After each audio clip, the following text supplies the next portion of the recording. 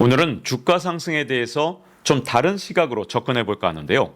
과연 주가가 크게 오른 걸까요? 아니면 혹시 돈 가치가 폭락해서 돈이 휴지되는 바람에 그 돈으로 평가한 주가가 올라간 것처럼 착시 현상이 일어나고 있는 걸까요?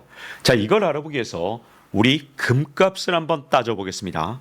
금값은 지난 25년 동안 무려 12배가 올랐습니다. 2000년 연평균 금값은 1트로이언스에 279달러였습니다. 그런데 2025년 바로 지금 이 시점에서 금값은 3,345달러입니다. 그러니까 지난 25년 동안 무려 12배가 올랐거든요. 그런데 같은 기간 동안에 과연 S&P 500 지수는 어떻게 됐을까요? 버블 붕괴 직전 가장 고점의 S&P 500 지수의 ETF를 샀다. 그러면 2000년 1월이거든요. 그때보다 S&P 500 지수는 4배 올랐습니다. 25년 동안 4배밖에 안 올랐으니까 약간 실망스러운 수익률이죠. 자, 그러면 버블이 붕괴된 이후에 2000년 연말에 S&P 500 ETF를 샀다. 5배 올랐습니다. 이것도 금보다는 훨씬 수익률이 떨어집니다. 근데 많은 분들이 그러실 거예요. 나스닥과 비교해야지 S&P 500은 그동안 많이 안 올랐다. 나스닥이 진짜 많이 오른 지수가 아니냐? 라고 하시는 분들을 위해서 제가 나스닥과도 한번 비교해봤습니다. 버블 붕괴 직전 2000년 1월에 만약에 나스닥 지수를 샀다. 그때 나스닥 종합지수는 무려 5천이었습니다. 그런데 지금 2만이죠. 그러니까 4배가 올랐습니다. 그러니까 버블 붕괴 직전에 나스닥 지수를 샀다면 금값 대비 이 수익률이 상당히 낮은 겁니다. 그런데 버블 붕괴 직전하고 비교하면 이거 불공정한 거 아니냐? 버블이 붕괴된 다음하고 비교해보자. 그런 분들을 위해서 버블이 붕괴된 이후, 즉 2000년 연말에 나스닥 지수 ETF를 샀다면 과연 몇 배 올랐는지 비교를 해보겠습니다. 8배가 올랐습니다. 그러니까 금값이 그동안 가져왔던 수익률보다 좀 더 떨어지는 그런 상승률을 보여주는 거잖아요. 자, 여기서부터 뭔가 좀 이상한 생각이 들지 않습니까? 왜 금값만큼도 나스닥 지수가 못 올랐을까요?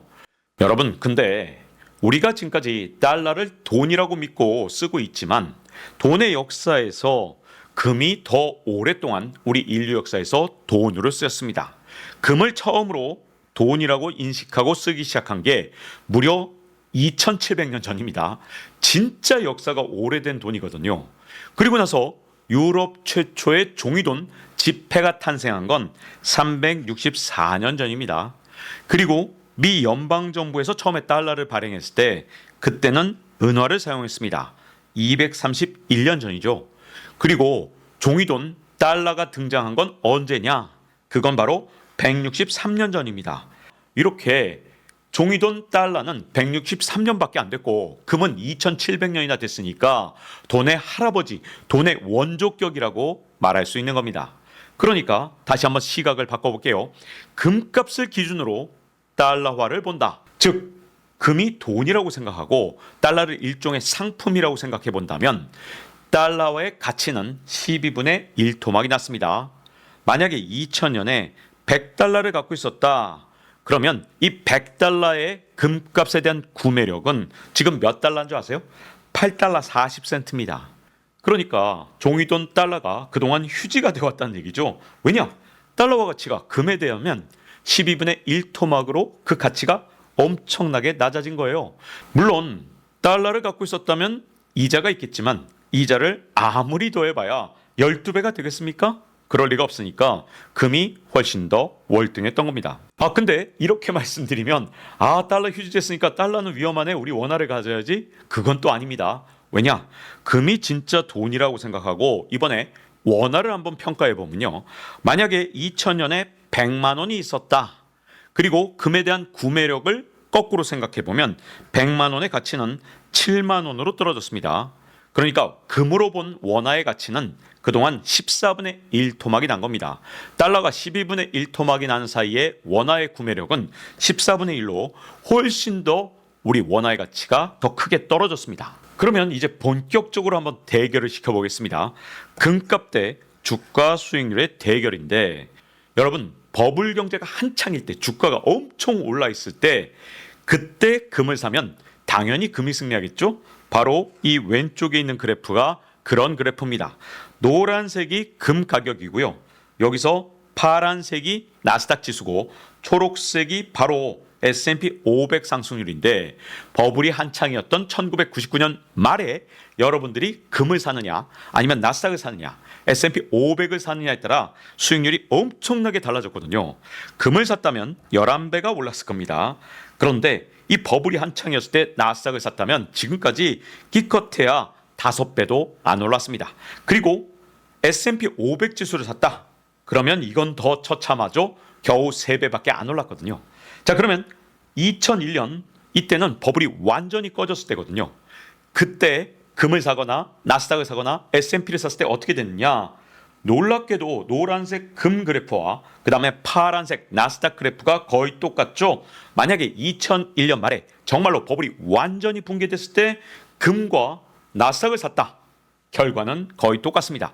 물론 나스닥 지수를 샀다, 즉 그런 ETF를 샀다면 분배금이 좀 더 있기 때문에 약간 수익률을 커버칠 수 있지만 금의 수익률이 좀 더 높은 걸 감안해 본다면 제가 보기엔 나스닥과 금이 거의 비슷했던 것 같습니다. 근데 가장 실망스러운 게 뭐예요?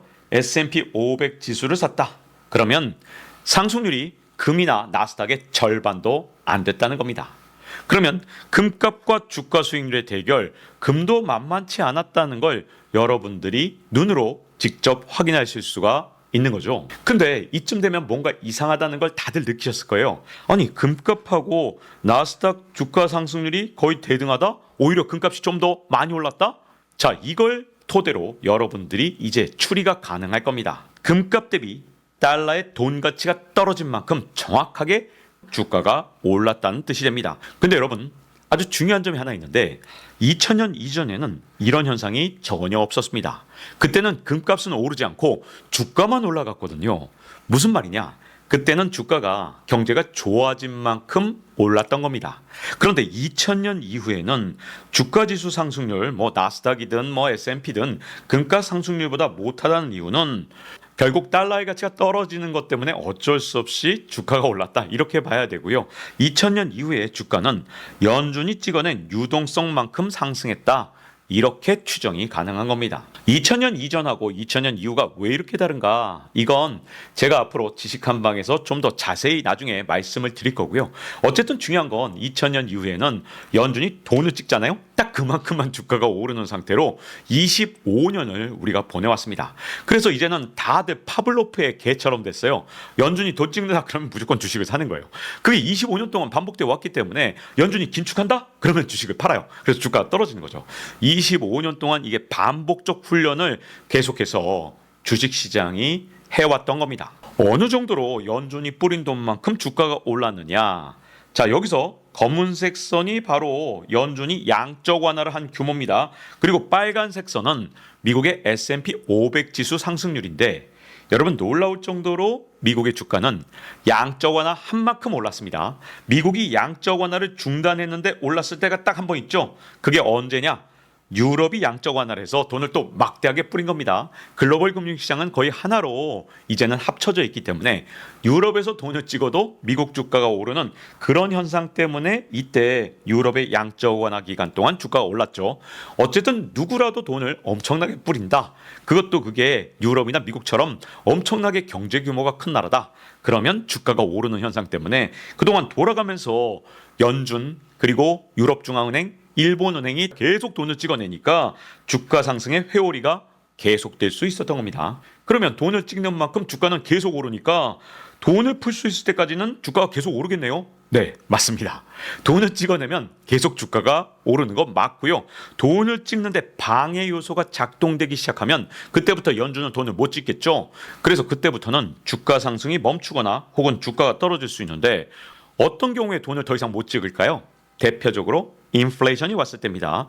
22년 여러분 기억하시죠? 그때 인플레이션이 9%까지 오니까 연준이 더 이상 돈을 못 찍고 긴축을 하는 바람에 주가가 20% 넘게 떨어졌습니다. 그리고 또 하나, 금리 상승도 굉장히 중요해요. 돈을 아무리 찍으면 뭐합니까? 돈값이 올라버리면 소용없거든요. 이것도 돈을 앞으로 찍는데 굉장히 큰 걸림돌로 작동될 수 있습니다. 원래는 돈 찍으면 돈값이 떨어져야 돼요. 근데 아주 이상한 현상이 일어나고 있습니다. 2022년 말부터 분명히 연준이 기준금리를 낮췄거든요. 여러분, 기준금리는 하루짜리 콜금리인데 통상적으로 기준금리 낮추면요 10년물 국채금리도 내려가야 되는데 10년물 국채금리는 오히려 올라가는 현상이 일어났죠. 이것 때문에 앞으로 돈 찍는 게 크게 방해를 받을 수가 있다는 겁니다. 그래서 2022년 그리고 2024년 양대 방해 요소들이 등장을 했기 때문에 언제까지 돈을 풀 수 있느냐, 인플레이션이나 금리 상승이 돈 찍는 데 방해 요소가 되면 그때부터 문제가 될 수 있습니다. 그런데 많은 분들이 이런 의문을 제기할 것 같습니다. 인플레이션 그까짓 거 무시하고 돈 계속 찍으면 안 됩니까? 그럼 주가 계속 올라갈 거 아니에요? 네, 맞습니다. 그렇게 했던 나라들이 있어요. 대표적인 나라가 바로 아르헨티나하고 튀르키예인데 지난 10년 동안 전 세계에서 주가가 가장 많이 오른 나라가 어떤 나라인지 아십니까? 바로 아르헨티나입니다. 2015년에 아르헨티나의 주가 지수는 1.2만 포인트였습니다. 그런데 2025년에는 여러분 주가 지수가 200만 포인트예요. 와, 세상에 무슨 주가 지수가 200만 가는 그런 포인트가 있겠냐? 바로 아르헨티나에 있습니다. 주가가 지난 10년 동안 무려 167배나 올랐습니다. 역사적 고점은 286만 포인트까지 찍은 적이 있거든요. 지금 많이 떨어졌어요. 왜냐하면 돈 푸는 걸 약간 줄였거든요. 그랬더니 아니나 다를까 주가가 크게 떨어지는 현상이 있는데 그래도 여전히 200만 포인트입니다. 그러면 아르헨티나 사람들은 주가가 이렇게 많이 올랐으니까 우와 부자 됐다 기뻐했을까? 그렇지 않죠. 어떤 문제가 생겼을까요? 엄청난 부작용이 생겼습니다. 아르헨티나의 페소화 가치가 휴지가 됐습니다. 공식 환율로 기준으로 할 때 10년 동안 120분의 1토막이 났거든요. 그런데 아르헨티나는 블루 달러라 그래서 아예 암달러 시장 환율이 다르잖아요. 블루 달러 시장 기준으로 하면 거의 150분의 1토막이 났다 이런 말이 있거든요. 그런 정도로 아르헨티나 페소화가 휴지가 된 대가로 주가가 이렇게 엄청난 상승세를 보였던 겁니다. 연준이나 한국은행이 아무리 원화가 휴지되든 달러가 휴지되는 돈을 마구 찍잖아요. 그러면 주가는 끝없이 오릅니다. 영원히 오를 수 있어요. 돈 찍는 동안 계속 주가가 오르는 건 지금까지 튀르키예나 아르헨티나에서 이미 확인이 된 사실입니다. 다만 돈이 휴지가 되는 거 이것 때문에 국민들은 극심한 인플레로 극심한 고통을 겪게 됩니다. 근데 미국도 아르헨티나처럼 그냥 물가 따위 무시하고 트럼프가 연준 의장 갈아친 다음에 연준이 기준금리를 0%로 낮추면 주가 계속 올라가는 거 아닙니까? 네. 진짜 올라갈 거예요. 농담이 아닙니다. 진짜 계속 올라갈 수 있어요. 근데 미국이 아르헨티나처럼 할 수 없는 본질적인 문제가 있는데 여러분 달러는 기축통화입니다. 그런데 돈을 지금보다 막 2배, 3배 찍어요. 달러 가치가 3분의 1 토막이 나요. 그러면 달러의 패권은 무너집니다. 그래서 제 아무리 트럼프라 하더라도 물가가 올라가고 달러가 막 휴지되는 현상이 일어나면 금리 인하를 고집할 수 없습니다. 달러 패권을 놓치는 건 이건 트럼프 대통령이라도 미국이 용서하지 않을 겁니다. 중간 선거로 박살을 내든지 뭔가 표로 심판을 할 거예요. 트럼프도 이건 무서워할 수밖에 없기 때문에 연준 의장 바꿔서 금리 낮추더라도 갑자기 인플레 온다. 그러면 트럼프도 결국은 타코 또 겁먹고 물러서는 트럼프 always chickens out 현상이 이렇게 금리에서도 나타날 수 있다는 겁니다. 그래서 미국의 돈풀기 여기에 가장 큰 제약 요소는 항상 인플레가 될 가능성이 높습니다. 그래서 올 연말에 과연 미국의 인플레가 올 것이냐 아닐 것이냐 이게 미국 증시의 가장 중요한 변수 중에 하나입니다. 그런데 여기에다가 2024년부터는 또 다른 복병이 하나 더 생겼죠. 분명히 연준에서 24년 9월부터 기준금리를 1%포인트 3번에 걸쳐서 인하했습니다. 그런데 시장금리가 어떻게 됐냐? 이게 10년물 국채금리인데 웬걸 0.7%포인트 올랐습니다. 이러려면 기준금리 도대체 왜 낮춘 겁니까? 시장금리의 일종의 표준이 되는 10년물 미국 국채금리가 거꾸로 올라버렸단 말이에요. 이게 정말 특이한 현상인 게 지난 40년 동안은 돈을 풀잖아요? 그러면 돈이 점점 많아지는 거니까 당연히 돈의 가치가 떨어져서 금리가 하락합니다. 돈의 가격이 바로 금리잖아요. 그래 돈값이 떨어지는 거예요. 돈을 마구 찍어내니까 돈이 흔해지잖아요. 근데 이번에는 돈을 푸는데 금리가 급등하는 기현상이 일어났습니다. 그러면 많은 분들이 궁금해하실 거예요. 도대체 연말에 인플레나 금리는 어떤 방향으로 움직일 것인가? 그래서 제가 세계경제 지각 변동의 엔드게임에 빠진 세계를 제가 순서대로 여러분들께 말씀드리고 있는데, 이번에는 미국 국채 급등 가능성이 있는지 없는지 이 부분을 말씀드리기 전에 먼저 그동안 달러와의 가치가 금값 대비 얼마나 추락해왔고 종이돈 전체가 지금 흔들리기 시작했는지 그 부분을 먼저 짚어본 겁니다. 이렇게 돈의 가치가 금값 대비 계속 떨어지잖아요. 그러면 이걸 보상해 주기 위해서 결국 더 높은 금리를 줄 수밖에 없거든요. 그래서 오늘은 그동안 달러화 가치가 얼마나 떨어져 왔는지 그 부분을 집중적으로 살펴본 겁니다. 한국도 당연히 돈을 푼 만큼 주가가 올라가는 그런 구조예요. 근데 한국에서 더 이상 돈을 못 푸는 신호는 인플레나 금리 상승은 아닙니다. 우선 인플레가 절대로 신호가 될 수 없는 이유 중에 하나는 우리나라 물가 통계에는 집값이 아예 들어가 있지 않습니다. 미국은 집값이 전체 물가의 30%가 들어가 있거든요.